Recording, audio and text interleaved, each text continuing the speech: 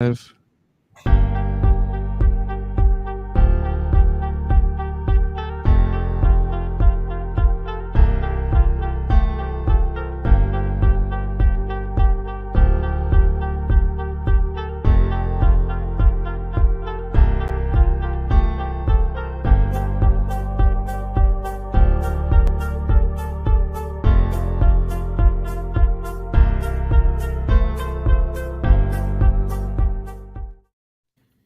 How is it going, everybody? How we doing? It's the rap party For it's season 2. It's the celebration. We are here. We're having fun. My name is Christian. My name is Daniel. And we have with us Joel, the dramaturge. Yes, it's so good to be here, guys. This is so exciting. Yes. I like that this is kind of becoming a tradition for we did this in the season 1. We did a review. We're doing it again here. Yeah. Joel has been here for both. The Rainey family recently got a new dog. A new dog, yes. What's the name of that dog, Joel? Nathan Lane. Nathan Lane. So Now- Mama Mary won't be with us because she needs to catch up on some sleep. It's hard raising a puppy. Yeah. And the deal was, I mean, we decided as a family to get the dog, but if indeed we were getting, I would get to name the dog. And other members of the family weren't crazy about the name, but lots of friends have said that's a fantastic name for a dog. Yes, Absolutely. I agree. Yeah. I tried to come up with some Shakespearean names and stuff like that, and nothing quite fit until, Nathan Lane. Yeah. And that really kind of has a special connection to the podcast because that was our very first episode, was the producers, a terrific introduction to Nathan Lane. Yes, Yeah. I would say that. And what was it, Rat Race that he was also in? Oh, he was in Rat Race, yes. Yeah. Yes. Rat And how do Race? we say his last name? The character's last name? Bialystok, of course. There you go. How could it be anything else? Yes. So we have 3 people watching right now. Thank you to all those people. If you're watching right now, throw in the chat where you're from. That'd be great to hear. So Daniel, if you could talk us through format of this very special episode of Way Off Broadway, because this is an episode of Way Off Broadway. This is an episode of Way Off Broadway. So the one we did last time, we kind of stumbled our way into the format. This week, we are going to be going through all of the musicals from last season, all 10 of them. We've got our lists. Mine's right here. And we're going to rank them from our least favorite to our favorite. And then in between, we're going to be answering your questions. Yeah, and I this is something I said about halfway through the season after we did Music Man. I came to this conclusion that during episodes, and we didn't always do this. We were actively trying to not to. If we were very critical about a show, we would try to really rein it in. Yeah, On Cats, admittedly, that went a little off the rails. yeah, a little off Broadway. But that we would reserve our true opinion for this episode. Yeah. That it will be an unfiltered, this is how we feel, this is our opinion. Because if you're there to listen to Cats, you probably don't want to hear us talk about how Andrew Lloyd Webber clearly was on drugs the entire time. Yeah. You probably don't want to hear that. So is all good music back in the day, though. This is true. This is fair. This is fair. We wouldn't have gotten Abbey Road without drugs. So But so as we talk about the show, this will be a unfiltered opinion. This is truly all this time removed our opinion on that show. and mine's changed a little bit. I put together a playlist of all of the the songs, and I've been listening to it while I was at work today. And my list was constantly in flux. I was like, oh, that's a good song. This is a good song. So my things have kind of changed. So I'm excited to go through that with you. Welcome, Shelby. Where's Shelby from? I don't know where Shelby. Oh. Shelby, where are you from? Shelby. My wife Emily is watching. If you're watching, let us know where you're from, or say hi, or just tap a couple of 3 dashes. dots. Yeah, we can read Morse code here. But yeah, it's been a while. We do apologize for this being a week late. We took a nice break. We healed up. We recharged. and we're ready for today. So we are back and better than ever. So I think the best place to start is Joel. What are your thoughts on? Yeah, it's weird for me to call you Joel. I'm gonna call you Joey, and we're just gonna get over that. I'm gonna call you Pa. Pa, what did you think about this season of Way Off Broadway, Pa? Yeah, that is my exact question. Can we take a moment and say this is the first time that Heather has watched or listened to an episode of Way Off Broadway? Welcome, Heather. Thank you. I think she watched the last one of these, but she had to see but one of the episodes. Yeah. Hey, Heather. Shelby is originally meet Heather next week. Yeah, he gets to meet Heather next week. We're excited about that. Yes. Yes. Now, Shelby's locally from here. From North Carolina? Yeah, but the military moved them a few hours away. So, okay. So okay. It could be anywhere. We're not trying to dox. Christian's like, I need a street name, okay? I'm pretty sure that I think I know the base that is. Yes. So, what did you think of this season? What are some of your favorite moments? Did you learn anything new while you're doing your dramaturgy quarter this year too? Oh, I learned something new every week. And the thing I love about history are anecdotes and the dirt, the little things that nobody knows. One of my favorite ones was during Music Man, when I found out that when they were doing this last revival, that there was a whole lot of stuff that Meredith Willson had written. And I don't know if you remember that he had a child who today we would say had special needs, and that the way he had written it into the show was that the town was trying to put this child in an institution. And what he wanted to say was, that all children have a voice. We all have a voice and all that. But the producers thought that was a bit much for that time. And I thought it was very interesting that a show like that, because we think of it as just being very Americana and very sort of one-dimensional and all that it was included in that. That was like one of the biggest for me, but I learned something each week. Sometimes I find out that it ran longer than it did, or how it did during COVID or something like that. But I have actually one story that just sort of hit me, and I'm going to make it as brief as I can. I was just me and Mrs. Rainey just came back from Italy, and I was this close to not getting my passport in time. And my congressman worked it out, so I was able to get my passport like 3 days before we were leaving. But I had to go into New Orleans, and I went in to get it, and ended up I had three hours of time. So I reached out to a friend of mine who's a director in New Orleans, and Gary is his name, and said, hey, do you want to do lunch? And he had a meeting, and it worked out we could do lunch. And I just when we ran out of things to talk about, I told him about the podcast and said that, if you were like me when you were a kid, did you listen to records? He's a little younger than me, but he was like, yeah. And I told him the concept, and he was like, that is so cool. And I said, and one of them they did, and I couldn't remember if it was this season or last season, was Assassins, which he's about to direct. Yeah. And and then we went our separate ways. I had my passport and went back to Baton Rouge. And in the meantime, he had listened to it.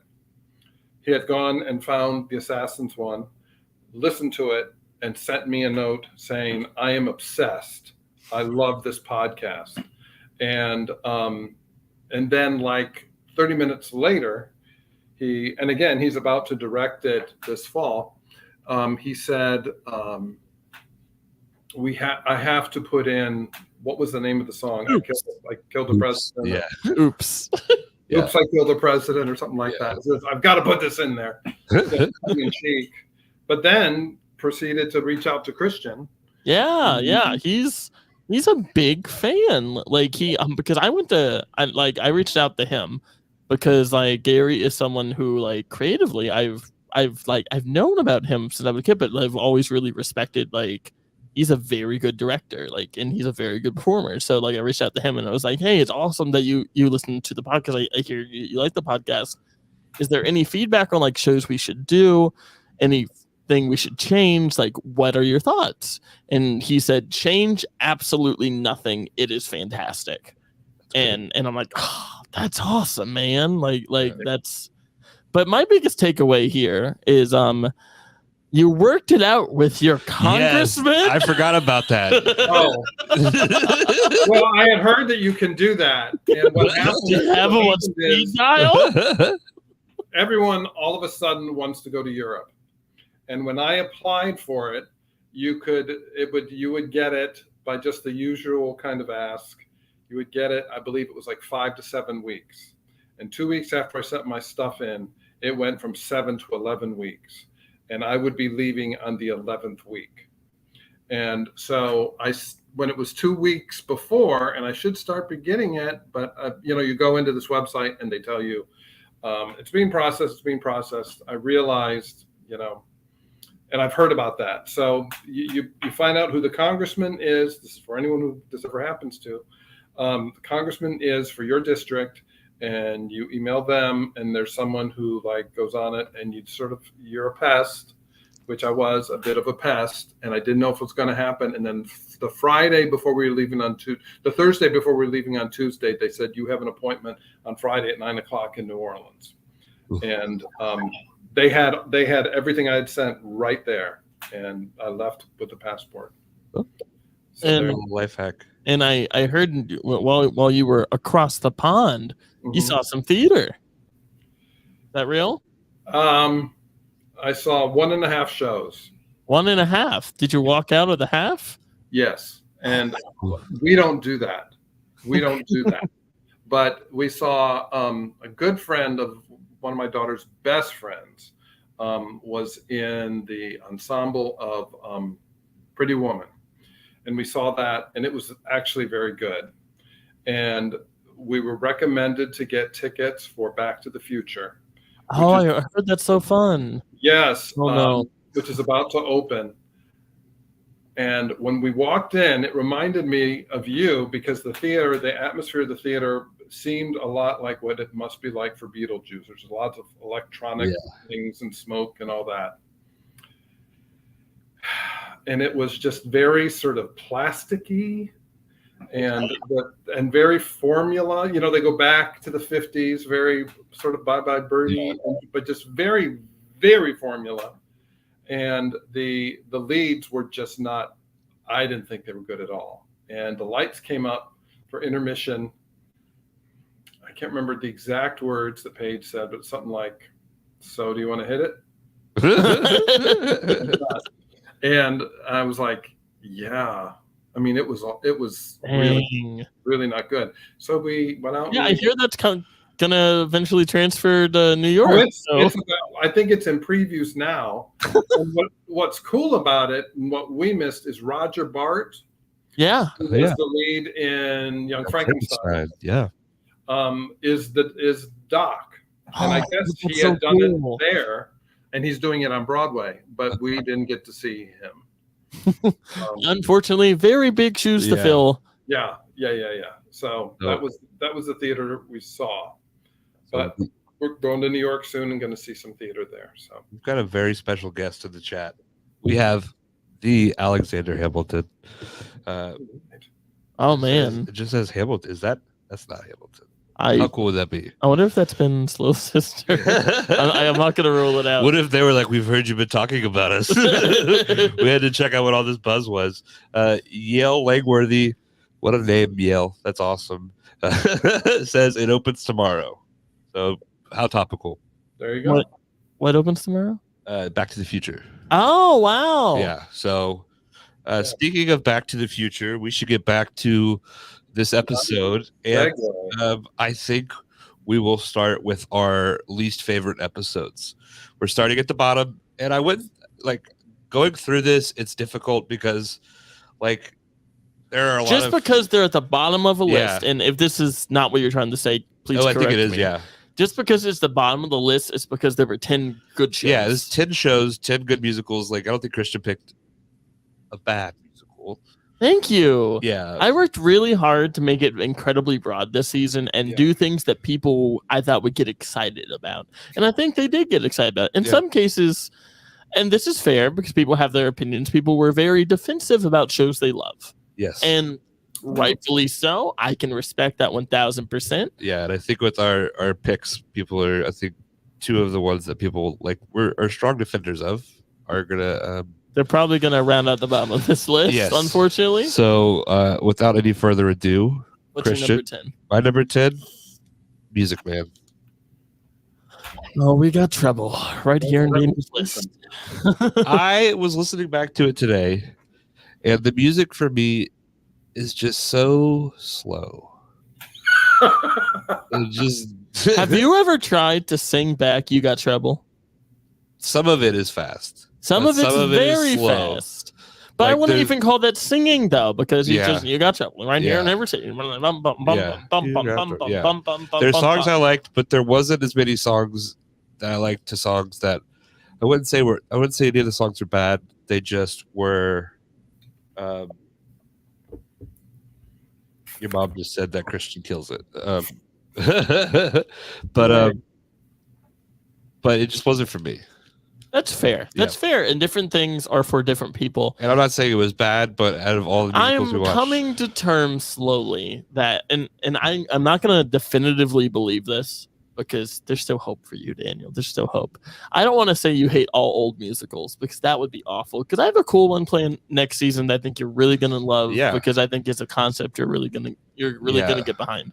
But music changes with the times, and both Birdie and Music Man I kind of put in the same category of if you didn't like one, I could understand why you didn't like the other. But like Bye Bye Birdie for me has like give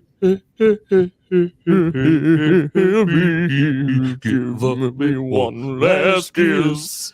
But Music Man doesn't have that song, so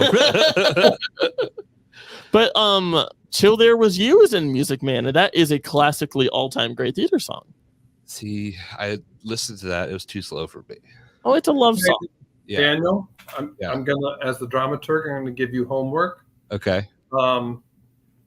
If I wanted to be a jerk, I could walk right over to my records are over here. On the very first album, Beatles album, Meet the Beatles, the one with the four heads. Yeah. The four heads.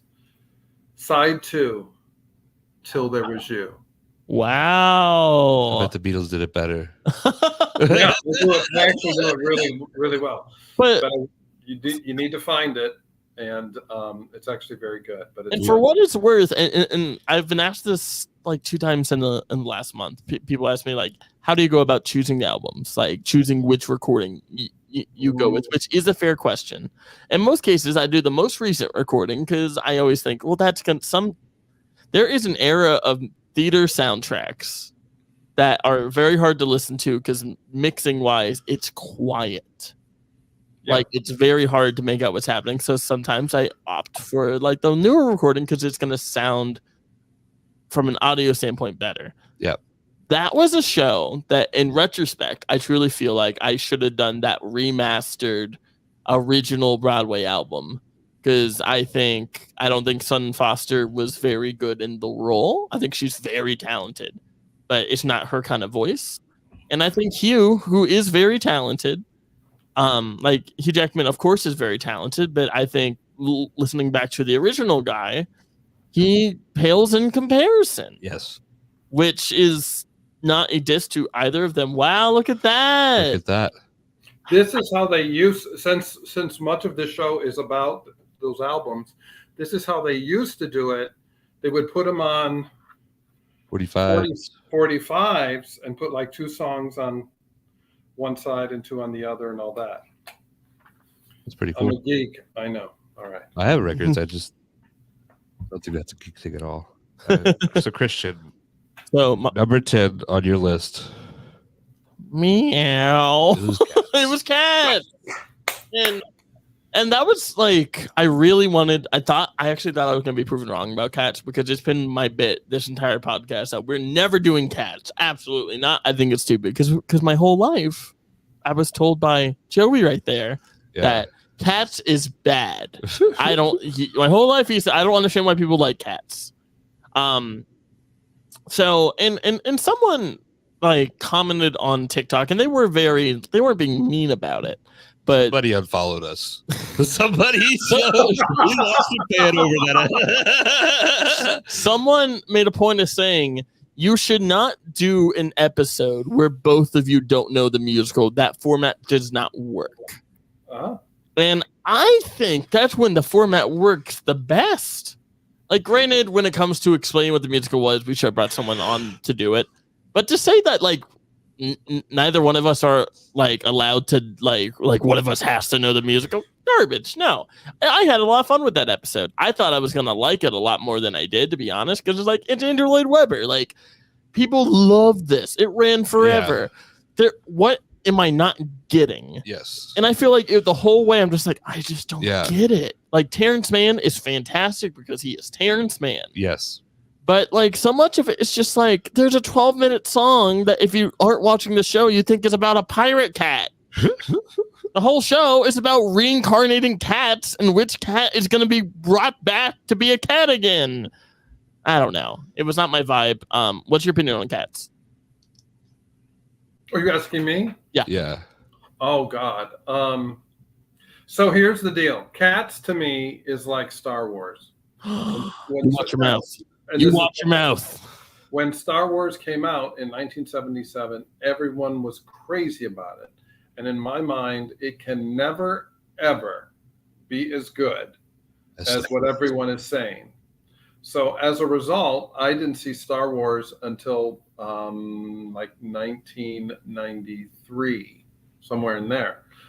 And I found that it really was really, really great. But whenever everyone is very, very, very excited about something, I shy away because it can never be that good. You didn't watch Breaking Bad till the last season was on TV. Right.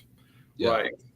Now, since then, I've heard a podcast a couple of months ago where someone was talking about the fact that Cats just came out at the right time. It came out when people weren't looking for a lot of texture in the theater. They were looking for dance. They were looking for something that was very dazzling to the eye, and it didn't have to have a lot of texture. It didn't have to have a lot of subtext. So it was perfect for what everyone was. We just lost a viewer. They're talking shit about Cats again. Sorry. I think that's very fair, and that's something that I tried to bring up on that episode was like, it was lightning in a bottle. Yep. Yes. The right place, right time, and it was big enough that it had enough credibility to ride the wave. Yes. It rode it out as far as it was going to run. Yep. And Andrew Lloyd Webber, it afforded him the ability to do shows that were less good than Phantom. Yep. I'm too mean about Cats. I just don't get it, and that's just my opinion. Yeah. Stop talking about Cats before we lose our whole. So, do you have a question for us, Daniel? Yeah, let me read some comments. So Shelby says, totally agree. Love a more classical Miriam. And then she just says, I feel like Cats is something that you can only get in New York or London. You aren't going to find those costumes and that kind of dance at your local community theater. That's fair. Point. That's very fair. The segue, our first question is actually from Shelby. Oh. And it's for all of us. If you could live in a world of any of the shows from season 2, which would you choose? Oh, man. Great question.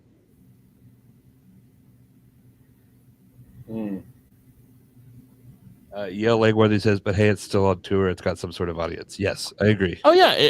There is a crowd for it. I'm just not in that crowd. Christian doesn't like Star Wars is what he's trying to say.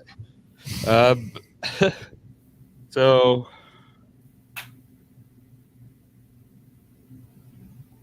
if I could be in anyone, I feel like how many of these are so based in reality? Yeah, a lot of them are based in reality right now.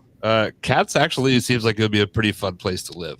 Daniel, I'm just saying, the stories the cats tell in that musical, it's just what they're living. How do we know this isn't the world we're already living in? Are cats just reincarnated by a cat god?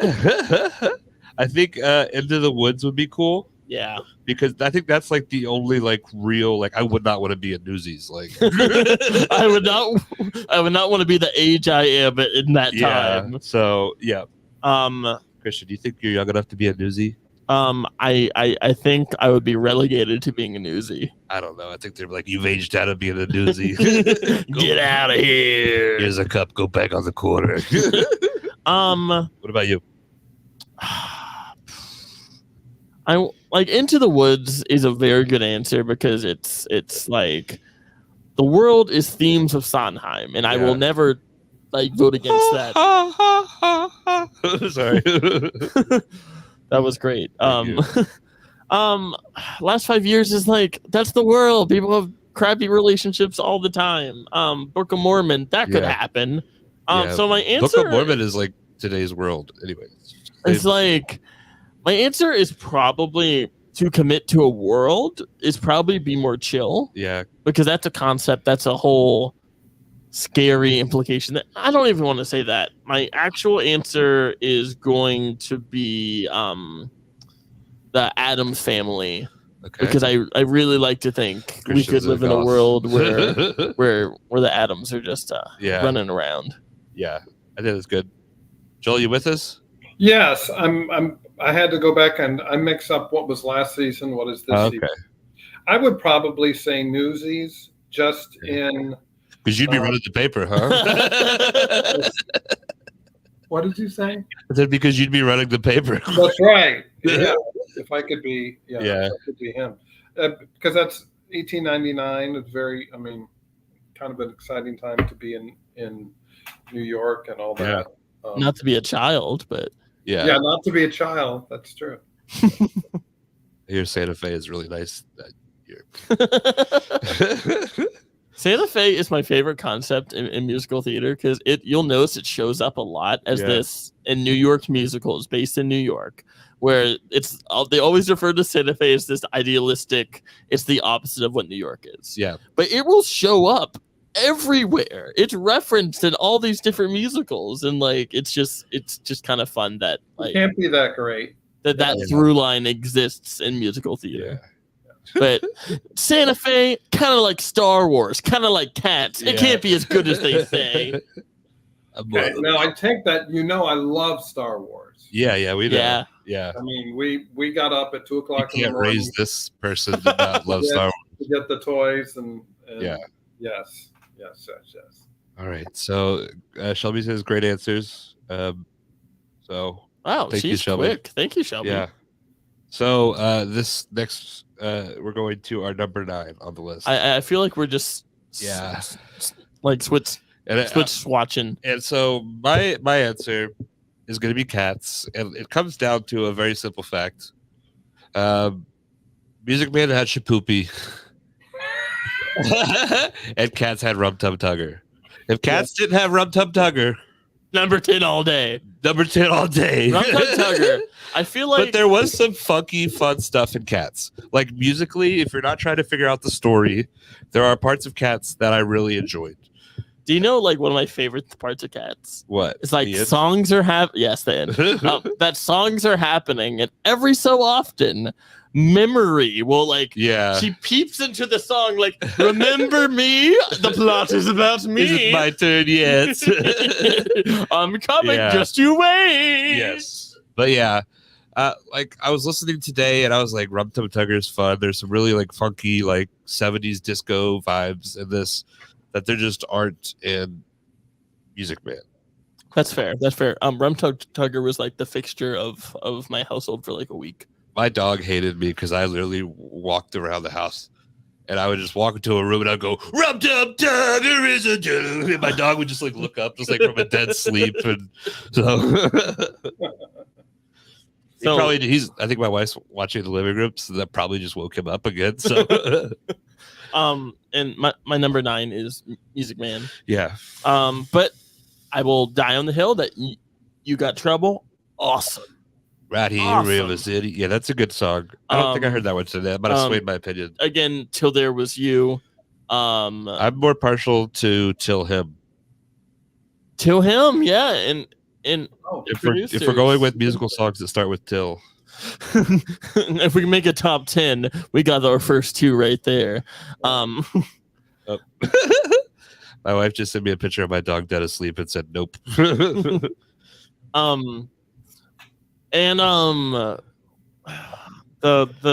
The librarian song was fun. Like when he's trying to get with the librarian, which also is like, I find that character kind of problematic almost because he's just a con man. Everyone knows he's a con man. He's just coming into River City. He's like, I'm gonna sell him a bunch of instruments. I'm gonna make a killing. I'm gonna skip town, but on my way out, I'm gonna make a librarian love me. Like, it's very weird. Yeah. Like, I just want to know where Mr. Harold Hill, if that is your real name, what your deal Where is. do you get off? It's not his real name. What is it? I think there's a line in the show when he first meets Marcellus, and Marcellus says, I think his name is Jeff. He calls him Jeffrey.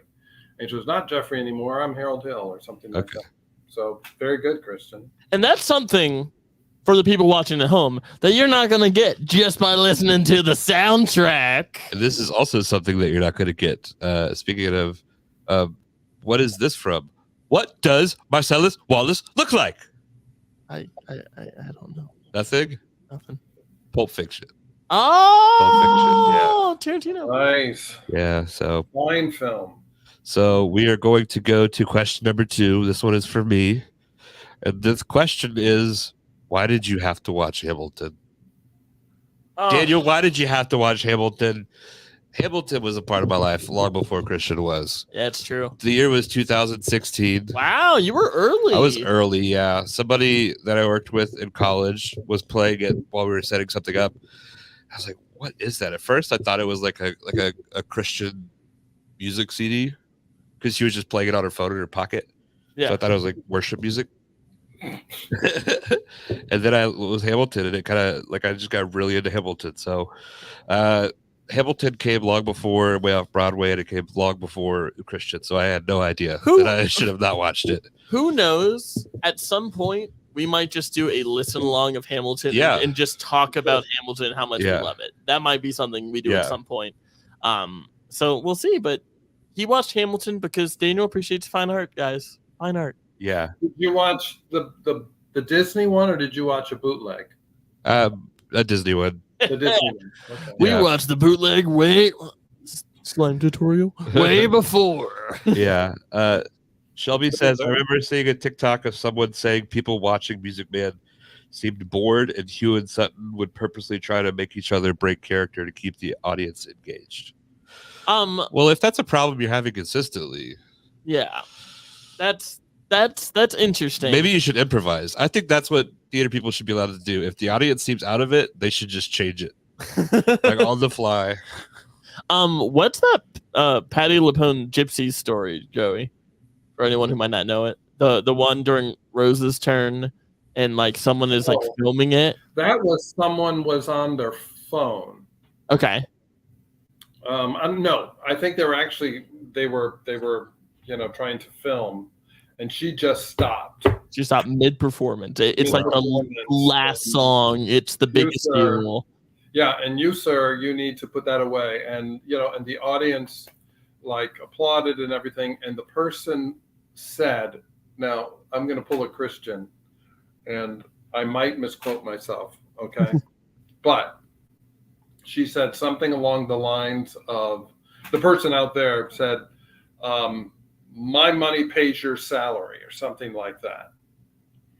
And she took one step towards the person, and let's say it was Peter Stone was the producer. And she said, you don't pay my salary. Peter Stone pays my salary. And then they applauded even more and all that. And then when she won the Tony, she made a point out of thanking Peter Stone or whoever it was, who was the producer, for paying her salary. Paying her salary. All coming from from that. During Hamilton, Lynn had it wasn't his Facebook, it was whatever social media we were doing then. He would post every single day, every single morning, and he would post, "Look, whoever you were in the second row, we see you. We don't like you. We don't appreciate what you're doing." And it was someone who the whole cast saw taping, and eventually they would be stopped. But it's an ongoing frustration. Yeah, I can imagine. Yeah, death to all slime tutorials. I guess yeah, we segue into number 8. Yeah, Yo Legworthy. I feel like that's a name you have to say all of.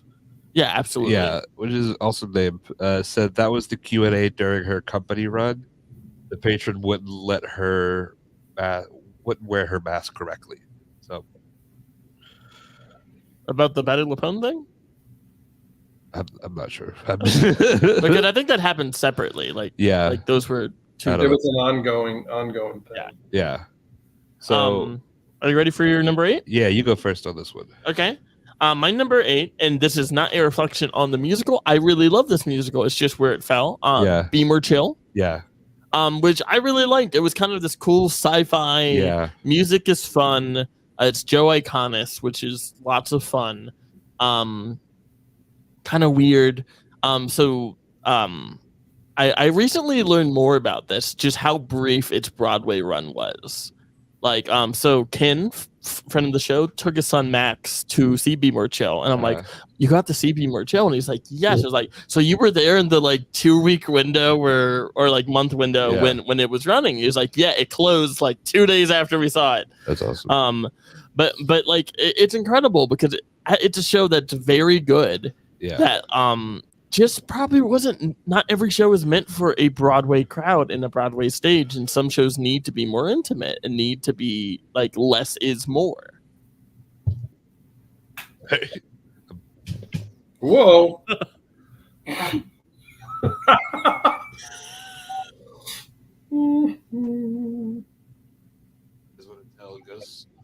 You guys want to tell ghost stories? It's got a ghost light. Daniel, what's the ghost light? That was one of my favorite facts about from season 1 was the ghost light. That was pretty cool. All right, so Be More Chill. For me, it was the Addams Family. Really? Really, yeah. Is that a reflection on just spacing? Space, no, I think we're Up From Here are all musicals that I really enjoyed. Okay. These are all musicals that I would listen to again. So these are just kind of where they fell in relation to what everything else was. Okay. And what were your takeaway thoughts of Addams Family? I almost forgot about it because we did it so early on. And that was your introduction to Terrence Mann, which is kind of wild. Yep. But I re-listening to some parts of it today, and it's good. It's good. Is there any big song takeaways or ones that you would go back to listen to? Holding a New Direction is a good one. Yeah, that one's good. Not really, and I think that might be why it's so low on the list. Is there's not that standout song for me, where everything else kind of had a standout song that I was singing for the rest of the week, and that might have just been that we were busy and I didn't get a chance to listen to as much of it as I was liked. Ken is here. Thanks, Ken. He said, "Yep, we saw Be More Chill spring of 2019. It was fun." Max, all caps, loved it. And Yale said, "Yes, Patti LuPone. That was the salary banter, so it was from the mask thing." Oh, so, very cool. That's right. My bad. See, I told you. So we're gonna do 2 questions because we've got extra questions available. This one is for me. It says, "What is one musical that you want to cover on the podcast based off of name alone?" This is from Paul. Shout out, Paul. Really cool dude. Is that in relation to I guess there's any IP or a musical of that you want to listen to? Christian, I don't know. Okay. What musical you would want to cover on the podcast based on name alone? There's one called Kinky Boots. I know that exists.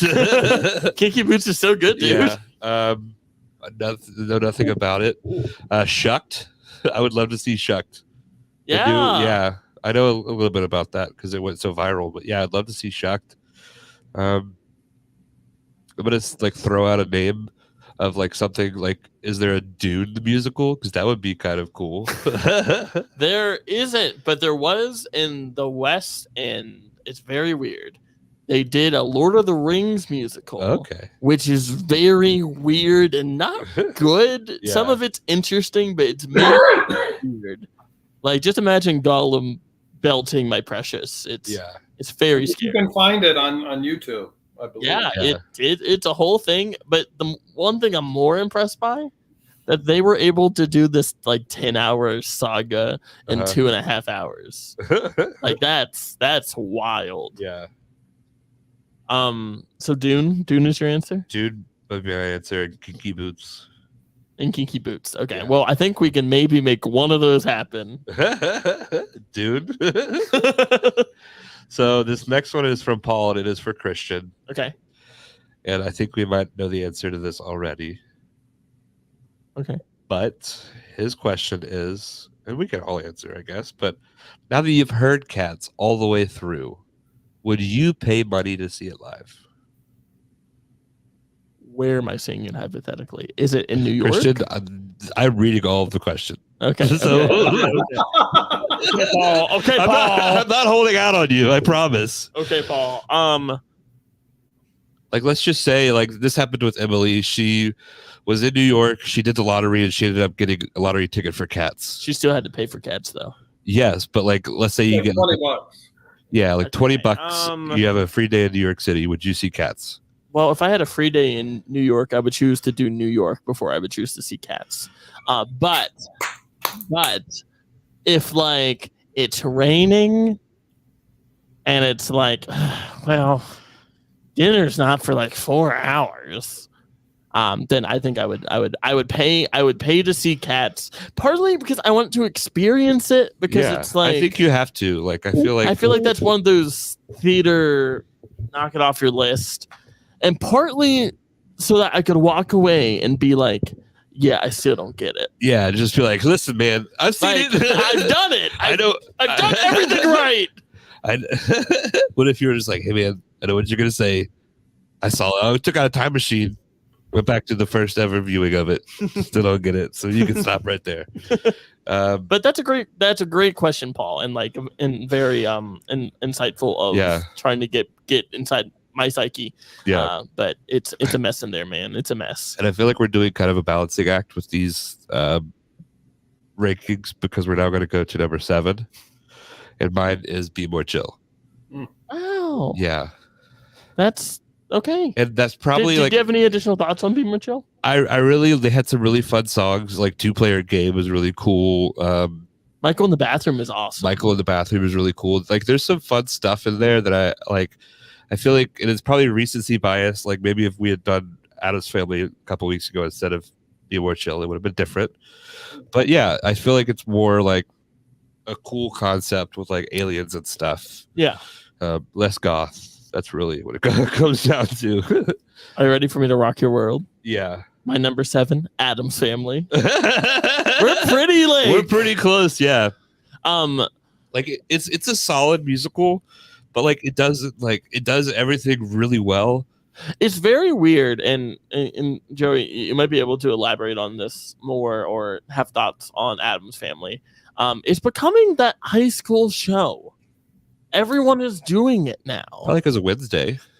But like prior to that show, it was like becoming like, I remember during COVID, like when high schools were doing shows, like that was a show that like it showed up 2 or 3 times in like my immediate little circle. And I don't know where it is on the list. Through like that process, because that seems to happen when rights become openly available. It's no longer running anywhere. Like, can you talk us through like kind of how that happens and how the right process works and all that? Yeah, once it is no longer running on Broadway, you can apply for the rights, and the rights are the most expensive in the high school situation, are the most expensive aspect of producing it. But and Disney's usually the most expensive. But as soon as it goes off, it closes, then pretty soon thereafter the rights are available. And the one thing I do know, in the past couple of years, they always release the top 10 shows that are being done in high school, and it's been on there each year. Yeah, it's a fun show. It's got really great music. I mean, it does that thing that being active in high school theater sort of gives a voice to the oddball kid. Yeah. To the kid who's not on the, who's not in marching band, who's not on the team or all that. And then an Addams Family sort of does the same thing. It gives a voice to it really does double down on that. Yeah. Also, like you've got there's the old Addams Family show where one generation is introduced and falls in love with it. Then you've got the movies from the 90s where everybody is kind of has a cult following, and now you have Wednesday. So it's 3 different time periods where different people at different ages. And if you're, because I know you love the background show, Joey, and you love the show to listen to while you're doing work and all that. Wednesday, if you haven't watched it, very good. I really enjoyed it, and I don't know if you were ever an Addams Family person, but I wasn't, and it was a kind of really cool reintroduction to that world. It's very well done. It's on Netflix.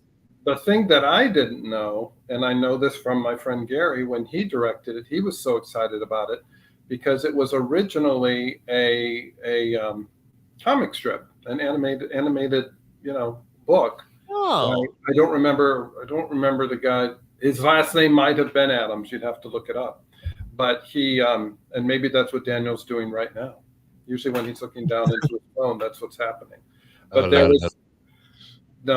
there was an actual book, and I remember Gary talking about he would be coming home from work or something in the French Quarter, and always go into this bookstore and look at this book, and that was what attracted him to it first. Yeah. So it has a generational thing. Yeah. That's awesome. Very solid musical. I just feel I thought Nathan Lane was great. Yeah, I just feel everything above it has done more to stand out. Yeah. There's a song in there I really like that certain songs have a profound lifetime effect on you. And it's weird that a song in there, Happy/Sad, which Gomez sings to Wednesday about just he is both happy and sad that she is in love. And that I feel it's such this real thing that people go through, especially parents. I feel is that the moment your kid figures it out is the moment you feel they've never been more lost. Yep. Which is this really cool thing, and I love that Nathan Lane got to kind of do it's comedic but it's deep. Yeah. But and if you're looking for another great deep comedic Nathan Lane performance, Only Murders in the Building. Check it out on Hulu. Really good, too. Really good show. Yep. Hulu did not pay for that, but they could. Yeah. They could pay for that. We are coming up on an hour of doing this. so number 6. So I guess we could do another question. I don't think we did a question. This one comes from nobody. They didn't answer it, and I think it's just for Christian and Joel. Okay. Do you have any recommendations for other musical theater podcasts? I never miss an episode of Way Off Broadway. Thank you. But I'd love to listen to more podcasts as well. Joel's going to have this answer much before I would, because I only listen to the product. Okay. Yeah. I have, there's one I used to listen to. There's a guy who I'm in contact with in New York named Rob Schneider. What if you were just casually dropping that? No. I really congressman and now. Well, he is close personal friends with Chuck Wagner, for those who care about that. Anyway, and he had one that was called Behind the Curtain. Uh-huh. If you're really interested in hearing people in their latter years talk about the old days of theater, that's a really good one. Nice. That I like all the way through. There's one I go back and forth on called the Original Broadway Cast Album. You see, they sold out, Daniel. It's important that you know that halfway through they got 2 into themselves. Really? Yeah. In the beginning, it's really good, and and the idea is he picks an original cast album. Say, I pick Hello Dolly, the original Hello Dolly. I pick Prom or whatever. And a guest will come on and talk about what got them into this show and what it's about and what they like about the people on the album and all that. Then the second half sort of becomes talking about them and where they are in the arts and all that. Yeah. And the first the first couple of years of it were great and were very informative and fun. And then and I'm sure you've noticed this in different podcasts, they sort of get, I don't want to say full of themselves, but they sort of go off the path of what their original objective was. And then it's, but I listen to those Broadway ones. There's also a Today on Broadway that's really, really interesting. That's just sort of a 10, 15 minute news show of what happened in Broadway today, what's about to open, what did we find out is closing, what's coming up for the Tony. So it's like the dirt sheets. It's the Broadway Observer. Yeah. I love that. Yeah. Awesome. All right. Rich, do you have any? Oh no, I when I say I only listen to the product, I mean it. Dan. I don't listen to Broadway podcasts. I'll just drop some of my favorite podcasts. My brother and me. That's a great one. Great one. They also do a show called The Adventure Time, which is a D&D Adventure Zone. Yeah, yep. Not Adventure Time. If you like true crime, Last Podcast on the Left is fun. Time Suck with Dan Cummins is fun. All Fantasy Everything is a good one, where like each week they get a topic and they have guests on and they do a fantasy draft of that topic. So like they could do sandwiches one week. So those are just some popular ones. And if you like wrestling, we have a wrestling podcast called Live, Laugh, Lariat that is very different than this podcast, but it's a lot less us talking and us listening. Yeah. So speaking of listening, what is the sixth least favorite musical that we listen? I think we're getting more into top favorite. 6. Yeah, it's top 6 is also pretty close to a top 5. Heathers. Okay. And I love Heathers. Yeah. Heathers, I have seen Heathers. You hear that, Heather? So here's the thing. And at some point we probably need to sit down and watch the stage cut on Roku. It's very well done. We watched it as a family one of the times I came to visit. I want to say like November. Yeah. I've seen it many times, but I didn't recognize that if you just listen to it, how different it is, because you don't get the dark humor. You don't get the satire nature that the movie is. Yeah. You don't get that like whoever is playing the male lead in that is basically just doing a Jack Nicholson impression, because Christian Slater was just doing a Jack Nicholson impression. And that's a quote by him, by the way, that that's what he was trying to do.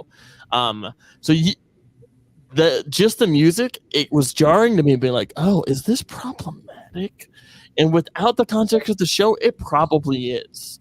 Yeah, but the music is fun. The music is empowering. It's super great. Yeah. And it also gives a pretty solid depiction of what like high school can be like for a lot of people. Just scary, and every decision could be your last decision, or that's what it feels like in that moment. Sure. But I think I really enjoyed Heathers. Yeah. Joel, do you have an opinion on Heathers? The one thing that's interesting to me about it is that's on that list as well. That's done in high schools a lot. And I can see that, there's parts for girls, but there's also, I just think, and this is the fuddy-duddy talking, it's hard for me to imagine that all high schools could get away with doing that show. Yeah, I can agree when you consider what it, and I did love listening to you guys listen to it and just laughing at what was going to happen next. And you especially did, when you were like, oh my God. Yeah, it's pretty crazy. Yeah. I have never heard in your voice you being like so uncomfortable, but you're like, I felt like I was like doing like a presidential debate, like on live TV, and I was like, I got to pick every word very carefully. We'll talk more about Heathers in a minute, but my number 6 musical is Young Frankenstein. Sorry. Your intention was to shoot an arrow through my Christian, you heart. picked so many good musicals. Okay. Bullseye. It was like, for me, it's probably again because we did it so early on, but just like I don't have very many songs that I just like sing around the house. That's wild because, like, to me, it's in the same vein as like Producers. Yeah. Like it's just it's Mel Brooks. It like couldn't be more like it. But that is fair. I mean, different people like different things. I think we're about to reach the part where we're no longer just teeter-tottering. Yeah, and that's okay. That's okay. That's what makes this fun. And speaking of things that make this fun, do you have another question for us? Yes, I do. This question is for the class. Oh. Pick me. That was never me. No, it wasn't. Hiding under the desk. What is the best part and the hardest part of this podcast? I guess that's for us. Yeah. I mean, the hardest part for me is when Daniel doesn't sing the finale. Sometimes it's hard. Sometimes we've tried to do it and it just doesn't work. Well, and it doesn't end up making it. Like, so our like mentality with that now is like, we'll record it. Yeah. And maybe someday when we do that Patreon, you can hear it on Patreon. The Cats one was not great. And it's the idea that, like, format wise with that finale, right? If we can talk about that really briefly, is like, do you have to use the music from the musical? Can you just pull it track and you just like do a thing? Yeah, I don't think it matters.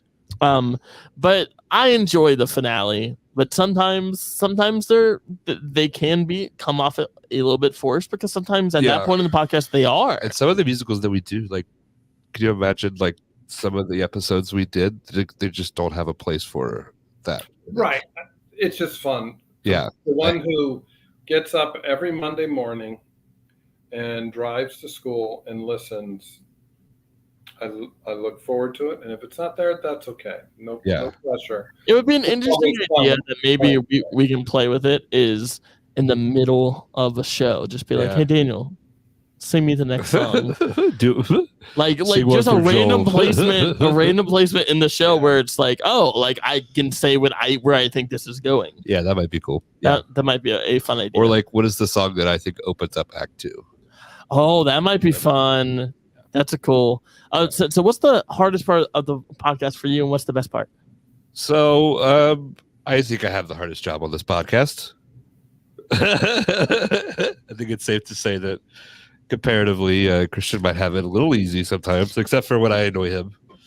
I would challenge this point and say I have the hardest job on this podcast. Yours is tough, like, because you have to do your job right every time.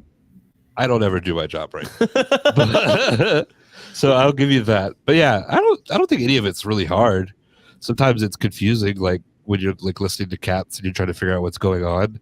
Like sometimes you can kind of like get into a weird, like, frustrated like tailspin. But yeah, for me, the hardest part, because like the podcast is fun for me. Yeah. Like this is something I enjoy doing. The hardest part, though, because it can so easily do this, is we'll get riffing, right? Yeah. And we'll get talking, we'll get singing, we'll be doing all the things, and I have to consistently be the person. This isn't a reflection on you. You're doing your job in the podcast, but I have to be like, okay, let's pull you down now. Like let's get back on track. And every time you look like a dick. Every time I seem like a jerk who's trying to kill fun, but it's really like, a lot of times that stuff gets edited out too. I try to make you look good. Thank you. Yeah. Thank you very much. But yeah, that definitely is the hardest part, is trying to stay on course. The hardest part of this podcast is editing it. Yeah. That's the answer to the question. I feel like you're just looking for the award of I have the hardest job. And no, Daniel, I appreciate you. Thank you. You work very hard. The podcast is very rewarding. It's fun, but the most time-consuming part is editing it. So the best part, I think, is just hanging out with Christian, laughing. Like some of the hardest we have are doing this podcast, and some of the like coolest memories we have. And like the fact that people listen to it, that there are people watching it right now, that people just watch. Yeah, like the fact that there are people watching us right now is very cool. Like, I remember in this season, maybe it was last season, someone said on TikTok that like they work at like in a nursing home, and like this is what gets them through their week. And So- like the idea that like not only would someone listen to us have our off the wall opinions about musicals, but that they would like look to it as this is going to make my day better. Like this is a choice. This is an accident. Like this, they are consciously making the choice to listen. That's awesome. Yeah, because I have podcasts like that. I know how that feels. So to know that somebody feels that way about us is probably one of the best parts about the podcast. Yeah.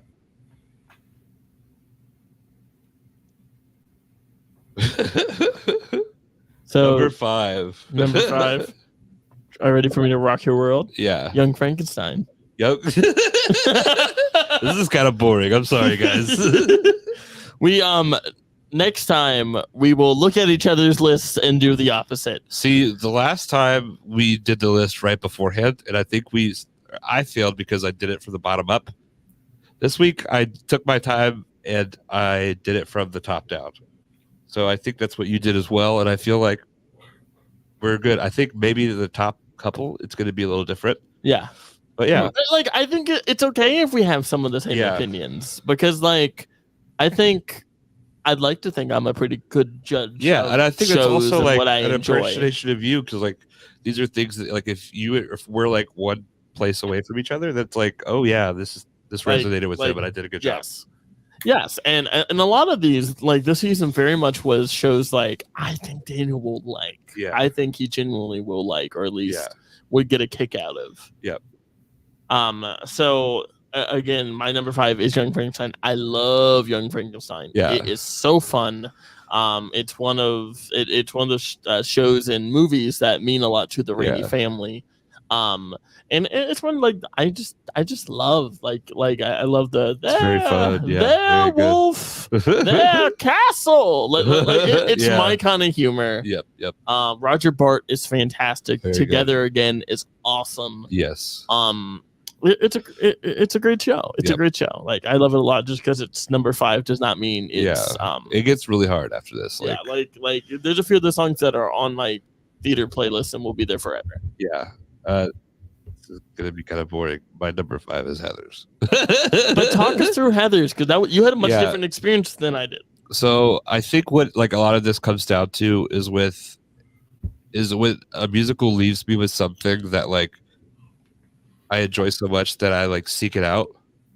Like there's been a few like songs like that, and I think like for instance, "Dead Girl Walking" is one of those for me. Like just a really great song, and like I get stuck in my head all the time.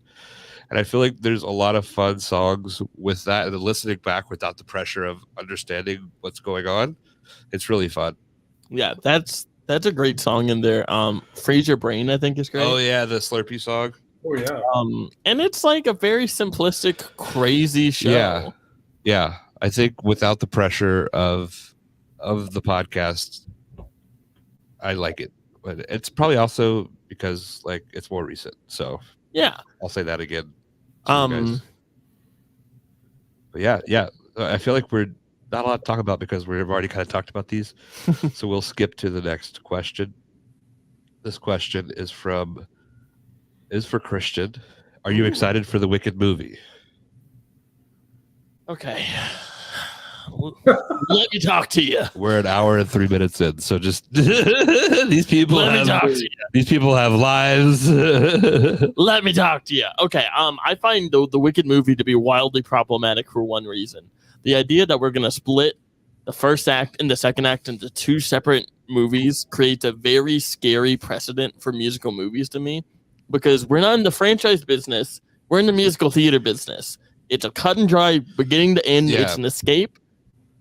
It's not let's wait 2.5 years for Ariana Grande to finish filming this movie. Yeah. I want the whole thing at one time. I don't care if it's 3 hours. If it's Wicked, it's not Wicked Part 1 and then Wicked the finale. Like, just give me Wicked. I don't need 2 parts. I'm very excited for the movie. Yeah. Because the more musical theater movies we get, the better, because that is a different outlet for people to experience art who would not have access to that art outside of that. But that is my opinion. If they do it in one movie, fantastic. If they do it in 2, I find that problematic. Because think about if your favorite song is in Act 2, and like one of the reasons you identify with the musical, and then you go and like you just don't get to hear that song. Like that's kind of a bummer. Yeah, and it's like, hey, I just want to watch Wicked real quick. Well, which one? Like she put in the second one now. Like, come on, this isn't Lord of the Rings. Yeah. Like, this isn't Star Wars. Is it filmed? I don't know that much. I mean, I haven't watched that much about it. Is it filmed like Lord of the Rings, where it's all filmed? They probably film it all at one time, and then we'll release it in 2 movies, which is just a cash. And then we're just gonna milk it. Yeah, we're just trying to get more money at that point, which is just like, come on. Shelby said she can't believe they're splitting the movie as well. Yeah, thank you, Shelby. Thank you. We are losing viewers like flies. That's okay. They'll listen to it later. They'll appreciate it on the podcast side. Yeah. So I think where we are with the list now is where things might start to differ, and where things are definitely getting tougher. Number 4 for me, Book of Mormon. Ooh.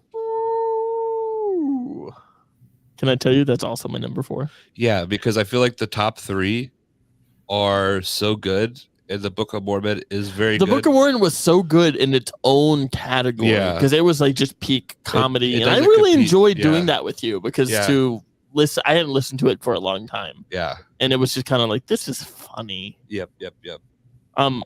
Joey, do you have an opinion of Book of Mormon? Just that. One of the most interesting things I find about your show is it then, and I'm sure I'm not the only one, it then encourages me to go back and now listen to it. Yeah. And that was a big one for Book of Mormon. I had forgotten. That Book of Mormon is almost a Star Wars Cats for me because the rest of my family got so excited about it. That big, yeah. Oh, no, that actually is a good song. And that is a great song, But a lot of people absolutely love it, and it made me want to go back and listen to it again, which is a great album. That's an interesting thing I forget about the podcast is that we're doing shows and we're saying what recording it is. Yeah. And I never know the order people listen to it. If they see, hey, they're covering the show this week, should I listen to the soundtrack first, or if it's a show they don't know, or like they did that, we're encouraging people to go back and listen to a soundtrack that we're like, that is our way of giving back to this theater community. It was like, hey, here's this like show you might not have known, like, and now go listen to it. Yeah, like now that you've heard our weird version of it, like go figure out what your version of it is. Yeah, take a look at things differently for sure. Yeah, but the book was so fun, but I feel like the next 3 are so good, and they're so much closer to art, like perfection of like what a musical is supposed to be, that Book of Mormon is just like right on the cusp of that. What could it be? So this next question, we're going to do 2. This question is for Christian. Okay. What are your thoughts on jukebox musicals? Let me talk to you. Okay. I know. We're back up to 8, okay? We're gonna need you to calm down those hot takes. We literally just lost one. Every time I have a mic, it's controversial. I'm a polarizing figure, okay? Yeah. So jukebox musicals, there is a place for them, absolutely. I prefer when they use them to push a plot than to, hey, here's Elton John, you love him, right? Like, here's just a song for the sake of doing a song. I like it when it pushes forward the plot. I think Jersey Boys does a fantastic job of that. Mamma Mia, you can argue, does a great job of that. And there are great jukebox musicals, but there's also great examples of not great ones.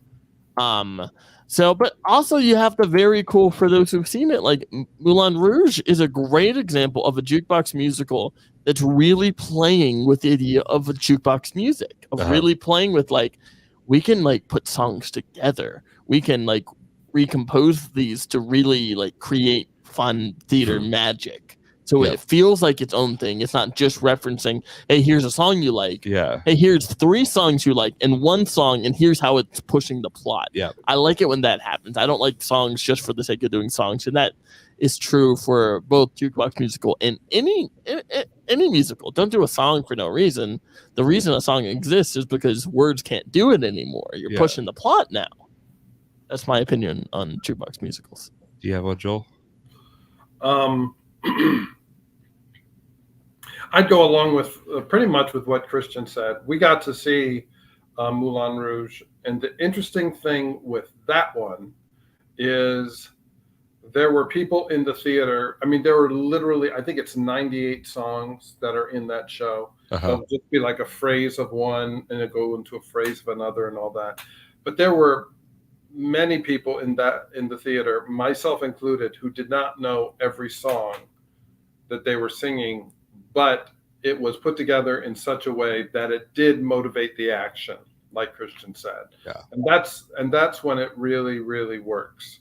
When it's just sort of a survey of these are the songs that Tina Turner did, or these are the Donna Summer songs. And I haven't seen either of those shows, but I don't have a desire to see them, because if it is that, then that's not why I go to the theater. Like, that's just not interesting to me. Like, I can just listen to the songs. Like, I don't need to see a show about the songs. Right. Like, do something interesting. You have this source material. You have this IP. Do something interesting now that you have it. All right. Amen, Christian. Shelby said, I think I would be more open to them if they weren't so popular to produce right now. Wasn't it last year's Tony Awards where there wasn't a single musical with original music? Oof. Got him. Yeah, well put. I love Mamma Mia. Chiquita, you and I know. You're part of the problem. Was that necessarily true what she said? That the musicals that were up for Best Musical, there wasn't any original? Is that what she said? I think so. Is that what you said, Shelby? Shake blink once for yes. Okay. I don't know.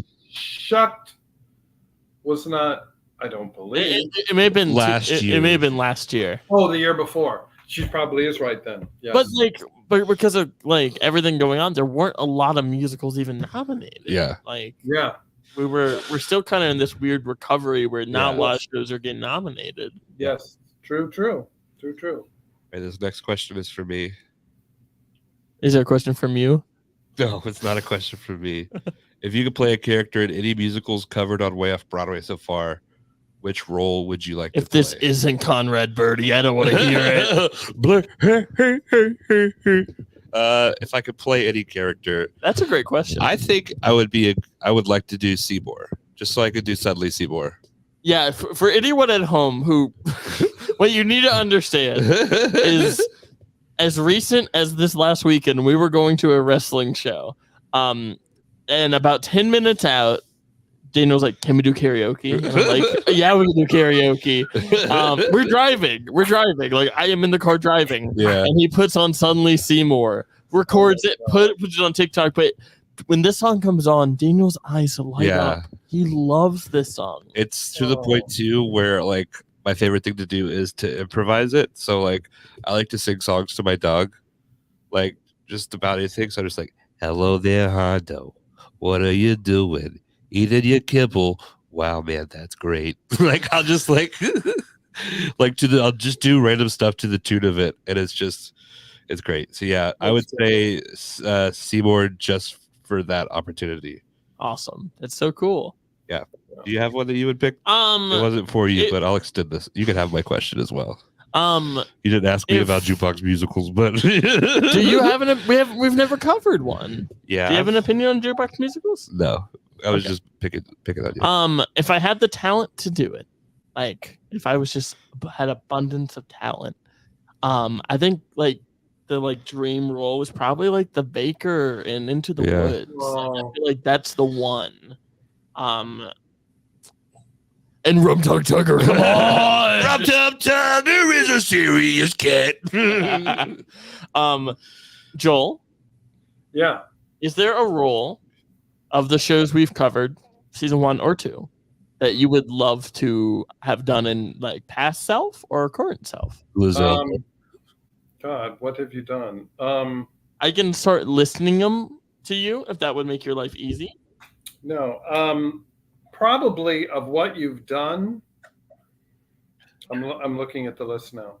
Of what you've done, this sounds really silly. Oh. Any of the name characters from Assassins. Yeah, you do a great Booth. I will stand by that. I think you would kill that. Or I mean, those days are gone, or Harold Hill. Yeah. Believe it or not. You just can't wait to sing Shapoopy. Yeah.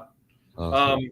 And on that note, if you ever want to see a not so good Music Man, and I know that's what you want to see, there was a TV version. I don't know if you've mentioned on here, there was a TV version with Kristen Chenoweth and Matthew Broderick. Yeah, I think you did tell me. Harold Hill. That's very underwhelming. Yeah. Put it that way. I'm of the belief there's two roles based off what we've covered that I would love to see you do. Oh God. Two roles are, I would love you to see you do Barry in Prom. I think that would be abundantly fun.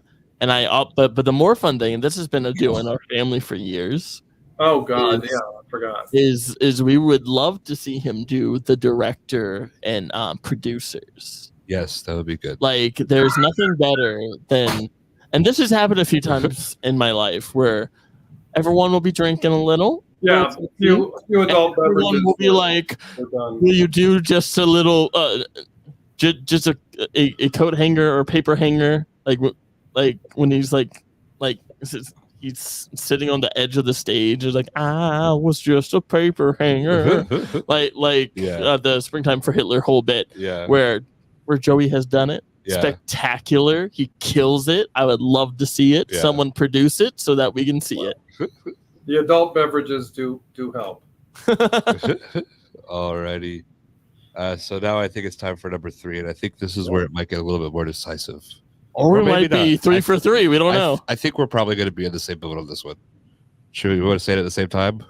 Yeah. 1, 2, 3. Newsies. Wow, dude.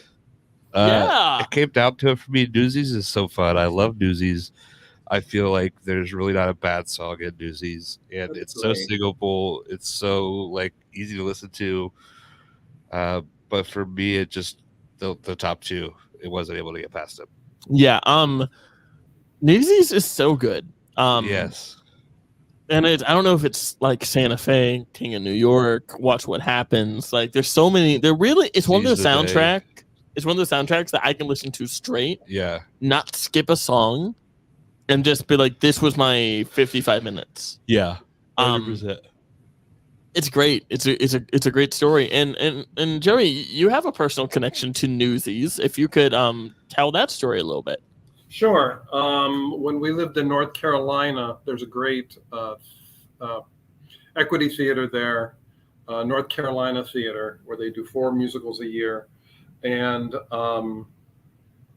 they were doing Newsies, and I auditioned, and I was Snyder, who was the evil guy who ran the jail and all that. Yeah. And got to work with some really, really, most of the dancers were from New York. The guy who was Jack, his name is Jason Gauthier, who's done a number of things. I just saw him in a movie the other day. But I had a great conversation at the cast party with Christian, with the guy who played Pulitzer, who had been done Gaston on Broadway and Javert on Broadway and all. He was awesome. Yeah, and he loved to tell stories. That he is no longer with us. Because we were very fortunate to have him in our life when we did, because he had so many stories to tell. Like this guy was and if you ever want to listen to him, the original concept album for Christmas Carol. And if anyone's curious about this, like, feel free to message me on Instagram, and I will get you this album. He did the original concept album for my favorite version of Christmas Carol. And there's a different version too that we will cover on the podcast at some point. But he was the original Scrooge on that, and he is incredible. Merwin Ford was his name, and he loved tell stories. And during the interesting thing that happened was during the run, or during the rehearsal period, which is only 2 weeks for Newsies, I can't think of his name, but it's the guy from Producers who played the director in that, and he was also the original Lumiere in Beauty and the Beast. No, that is. I can't think of his name, but he passed during that, and he was friends with him, and he had all sorts of another part. No. Roger Bart played the like assistant. Okay, I know who you're. Gary Beach. Gary Beach, yeah. Oh, Gary did. Yeah. And he just had great stories. I didn't hear you say Gary. I'm sorry. That's it, Gary. It was a fun time. Yeah, to bring it back a little bit, Shelby said that the National North Carolina Theater is about to do Mary Poppins, starring Carol Lindsay, who was the original Catherine in Newsies. Oh, she's great. We'll have to check that out. That's awesome. I know Mary Poppins. Yes. Lin-Manuel Miranda was in that movie. You bet I know. That was the sequel. Yeah. I saw the first one too. Mary Poppins Returns. So we've got a question. Okay. So this is for both of us, but at different parts. So this part is for me. What musical that you think would be cool? Like a musical, I guess. Like I'm gonna take it as like a popular culture thing that would be a cool musical, and Christian has to answer does it exist or something close. Okay. Okay. So I think one of my favorite movies for a long time was The Blues Brothers. I think The Blues Brothers could be a cool musical. Yeah. Okay. There's already a lot of music. It's kind of bluesy, and I feel like that would be very interesting. There really isn't anything other than a style of music that already exists, but that does open up the possibility that we can get the rights, Daniel. We're on a mission from God. That's really cool. Yeah, that's a very cool idea. Complete sidebar. I'm just saying this submarine fiasco that is public domain. We could be the first to write that. It belongs to the public. Yeah. We've got another question here for Christian. Okay. Is it more fun if Daniel gets close to the plot of the show or if he's way off? For me, it's two things. This is a cop-out answer, but if Daniel is right, like if he's very close and gets it, I'm kind of proud of him because it's like, okay, he followed it. He paid enough attention. The musical stands alone on its own enough that he can figure this out. On the other hand, I really like it when he is just so far off base, and I could just be like, yeah, that could work. Yeah. Sure. Yeah. I enjoy both. Which one do I prefer? I prefer when he knows nothing and he gets it wrong. But I also like there's value in him getting it right. Yeah. And I think it doesn't change the show a whole lot. But. As a listener, Joey, which one do you prefer? I prefer when he doesn't, because I'm trying to think what phrase you use. You always come back with like, who's to say? No, it's like interesting. I think that's what it is that you say, which I don't know if it has already telegraphed to him how way off he is. Yeah. But you have a stock comeback when he's so off, and you're like, okay, or interesting. Well, because sometimes, and I love this, that like Daniel will come up with something that's more interesting than the material, and it's like I love the if you go back to listen, if no one ever has, but the Bye Bye Birdie episode, because he came up with the plot of Birdie that was close enough to Birdie, yet made it more interesting and an interesting dynamic with Birdie to give him depth. Like I really enjoyed that. Yep. Yes. We're gonna, since we're like, as soon as we say our next thing, everybody's gonna know what our number one is. So I'm gonna do a couple more questions. Okay. We could do this. This one's for me, but we could both do it. What would you say? This is from Kim from Connecticut. Kim V from Connecticut. What would you say is the weirdest song from the musical that you've done on the podcast? Weirdest? The Pirate Cat. The Pirate Cat. Cats had a lot of weird songs. The song from Heathers, no, that's weird or just the rapey song. I didn't like it. Ooh, I really didn't like it. Yeah, I think good boy. Every other song in Cats. Let's see. In the Arms of a Squid. I was gonna say that. I heard that. Addams Yeah. Family. A lot of Music Man was just kind of shaboopy. Yeah. Like a lot of it was weird. Lots of Cats was just like, yeah. Like there was a song where it's like, and then the cat is walking and he's talking. Yes. And you know what song I'm talking about. Yeah. Like that was just like, is this a cult? Like I just felt very weird about it. Yeah. Yep. So we have 2 questions left. Okay.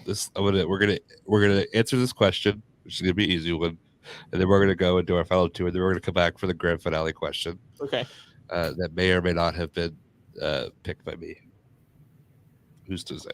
That's what he says. That's what he says. Who's to say? Who's to say? Who's to say? But what's that from? I've just Yeah. used it. I stole it from someone. I've just like made it my own. I think this one is from Ben's sister Emily, Okay. and it said, "Have you watched In the Heights?" Lights up in Washington Heights to the break of day. Good morning, Gustavi. Da, da, da, da. Yes, I have. Yep. Okay, so I think that we are going to differ on these next 2. Okay. And this was the hardest thing for me today, was to try to figure out which one of these was number 1. I like rewrote it like 3 times. Yeah, so I'll let you go first on what your number 2 song is. Okay, so my number 2 is Last 5 Years. Okay. And I love Last 5 Years. Yeah. I love that we did it so early. Let's do all of it, and then we'll talk about them both. Okay. Yeah. So mine was Into the Woods. Okay. So my number 1 was The Last 5 Years, and your number 1 was Into the Woods. Yep. Okay. So let's talk about The Last 5 Years first. I'll talk. For me, like every song on that soundtrack is one that I would want to listen to. Like Last 5 Years. Yeah. Like, because I was re-listening to a lot of it today, and it's just like everything I liked. Like I would like have it on my playlist, and if I heard it, I would like play it. Every song on there. Okay. And for me, I just feel like I have more of a connection to that, like, than I did with Into the Woods. But Into the Woods is so good. Yeah, like Into the Woods was probably my favorite series of episodes because it was 2 weeks worth of content. Was my favorite because like I got to do my favorite thing and talk about Sondheim. Yeah. And talk about like my my very limited understanding of his work, because like my perception of it could be a completely different perception than yours or anyone else who listens, because like every time I listen to him I get something new. And Into the Woods to me was this great, it's just deep and powerful, and it's about fairy tale characters, but it's relatable. Like everything about it is human, which goes to show. But Last 5 Years is also so human. It's such a human relationship, and whether that's Jason Robert Brown pulling from his divorce or something else, who's to say? But like it's just so human. It's like this is the most like Chick's a Goddess is the most relatable song in the world when you start dating someone in it. It doesn't matter all the red flags that you clearly see. No matter if they're a horse girl. No matter if they're a horse girl. Like it doesn't matter because you're just so like in love with them. But like Into the Woods is so like meticulously crafted. Like the songs on it are so put together in such a wonderful way, and the lyrics of it all is like this, like if we were to like put like this is art, like this is Broadway in its purest form, like I think Into the Woods definitely is that, because it's just so. So do you consider like Last 5 Years like a fundamental like album for you, like that almost transcends theater a little bit? I didn't realize it. I would say probably not yet, but it has the potential. But like listening back today, I was like, I love so many of these songs. Like so much as this is good. Even like, what some people perceive as not great songs in Last 5 Years, like the Shmuel song, I love the Shmuel song because it means so much. It's not about that he's talking about this made up character. He's talking about Kathy. Like the whole time is about Kathy. And that's like that thing we do in relationships where we make it about that person, something that has nothing to do with them. We make it relate back to them in hopes that it'll click because you're just trying to help. Yeah. If you're watching, why don't you put in the chat what your favorite musical that we did? And we can talk about that a little bit as well. But yeah, I think both of those are so good. It was so hard to choose. I think Into the Woods is probably the better musical, but I think that like just connection wise, I think The Last 5 Years is top for me. Yeah, and like you're gonna relate to different things and different themes, and like Into the Woods for me is one I've gone back to, and the older I get, and granted I am only 27, the more a lot of it means to me. Yeah, like it means different thing. It meant different when I was 16 to 18 to 23 to 27. Joel, do you have thoughts on either of those musicals? Yeah, I would. Well, certainly what you're saying is so true, and it's especially true with Sondheim. There are certain things that you get when you're younger, and then as you grow older and you experience things and all that. And I think that's where Into the Woods has become so important to people who are kids, who are parents, who are kids who want to leave home, who are parents who have lost a child, children who have lost a parent, all that. I just listened today to a book review on a podcast about Sondheim, and it was interesting because so many people have written of him being such a cynic. Yeah. And this author was like, he is anything but a cynic.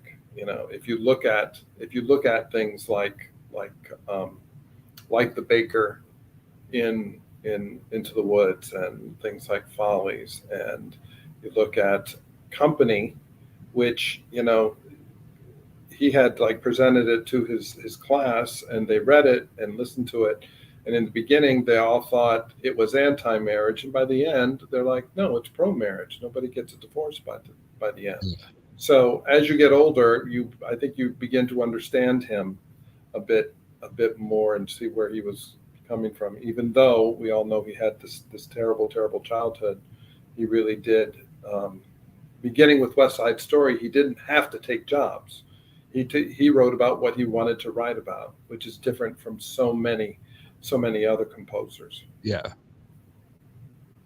So Shelby said Into the Woods is one of my top musicals ever, so I'm slightly biased. I got to see it in the new production in New York, which so did you guys. Yeah, that's awesome. And it was magical. Also, when we saw it in New York, it was mine and my husband's first overnight trip since having our daughter and children.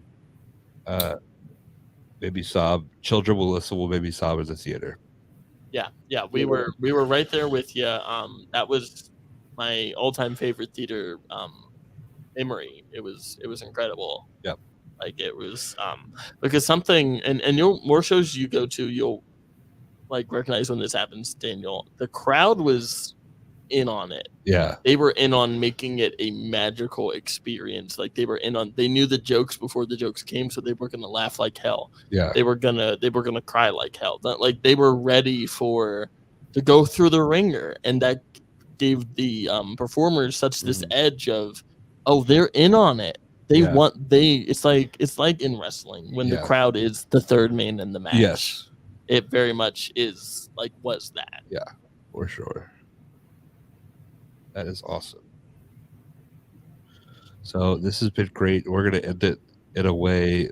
I feel like we could have ended it right here on this moment, and it would have been such a great ending. But no, I'm going to step in and make sure that that's not going to happen. I did run this question by these two gentlemen before this, because if I didn't, I would be mean.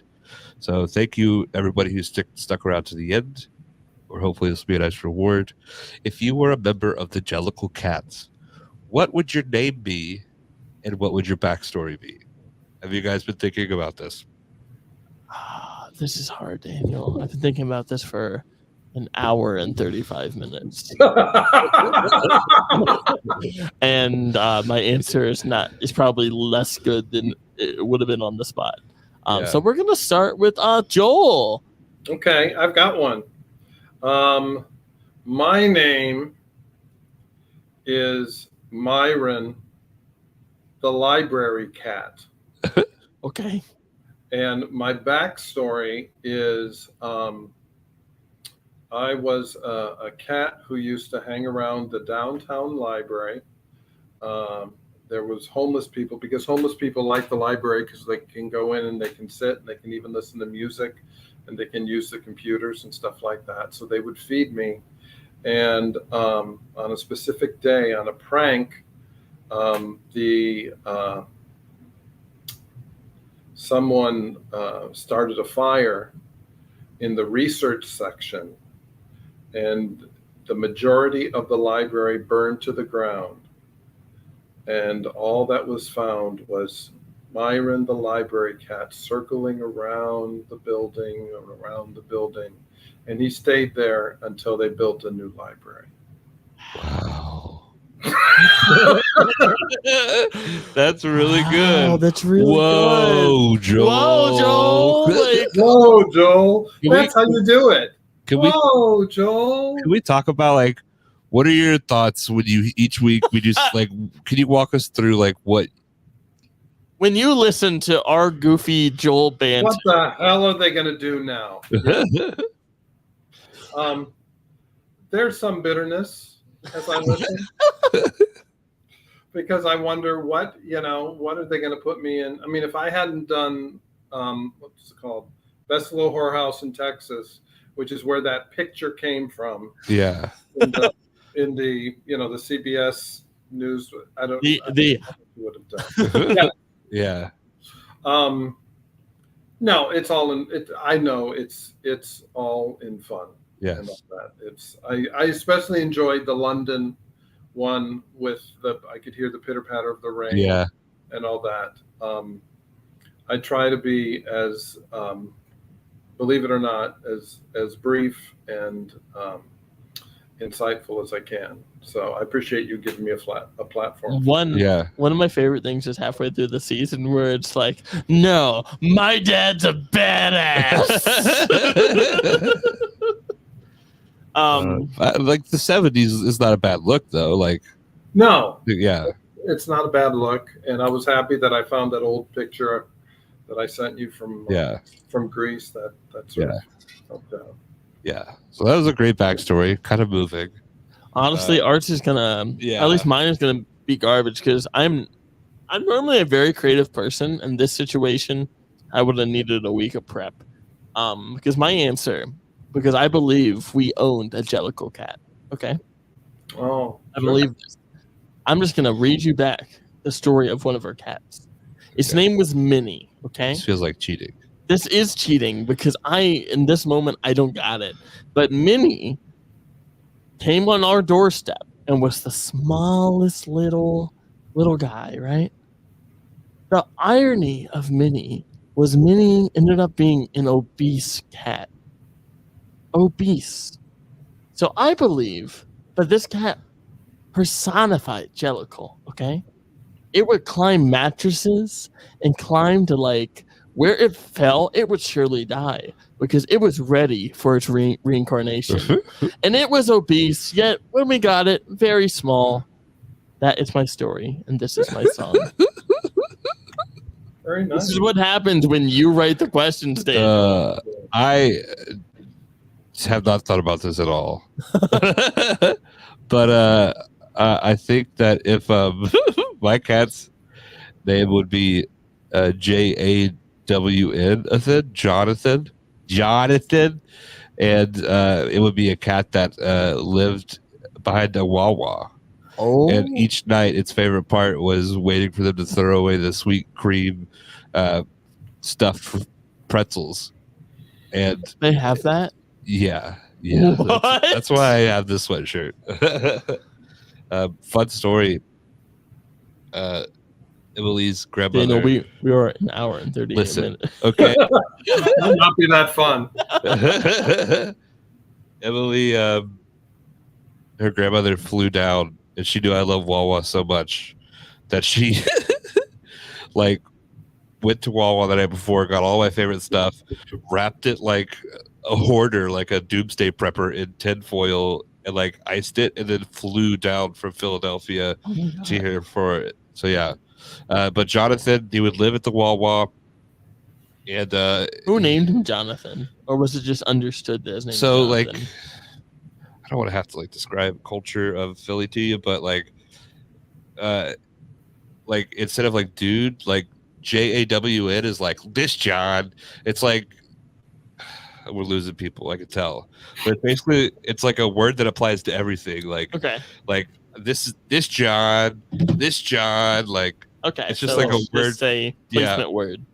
Yeah. So that's why Jonathan, and he would just eat a lot of pretzels, and he would sing a lot of songs about like, the Phillies lost the World Series. So, but yes, this has been fun. This has been so fun, and next season's gonna be great. Yeah, I have that layout already. This episode will come out on Monday. Yeah, correct? This episode will come out on Monday. If you're listening, if you're listening, don't bother next week. If you already listen, if you're listening, like, so the fact that this comes out on Monday does nothing, because the people that are here have already listened to it, and the people that are going to listen to it on Monday are only going to hear this after they've listened to it. So people can listen to it on Monday. Yes. Yes. Somebody. So that means you've already decided on what the show is, Christian? No, we haven't. So done the that new show. episode, like the episode 1 of season 3, will be the following Monday. Okay, good. Yeah, we'll have to figure out. Somebody is sending us hearts, and I don't know who, and I don't know where they're coming from. But thank you for the love. Yeah. So the next episode will come out on July 10th. Yes. So a little bit of extra time in between, but I feel like that's good. Yeah, I feel like we're gonna come back recharged better than ever. Thank you so much to everybody that's listening to this live. Thank you to the people that Nathan Lane. Oh, aren't you guys Nathan Lane? Yes. Look at the little paw. Well, Shelby says woo right before my birthday. That's awesome. Thank you so much, Shelby, for being so. Thank you, Yale. Thank you, Heather, for commenting. Emily for commenting. Thank you, Mama Mary, for commenting. Thank you, Hamilton, for saying hi and then just leaving us in the dark on who you actually were. Like, are you Lin-Manuel Miranda? The mystery will live on.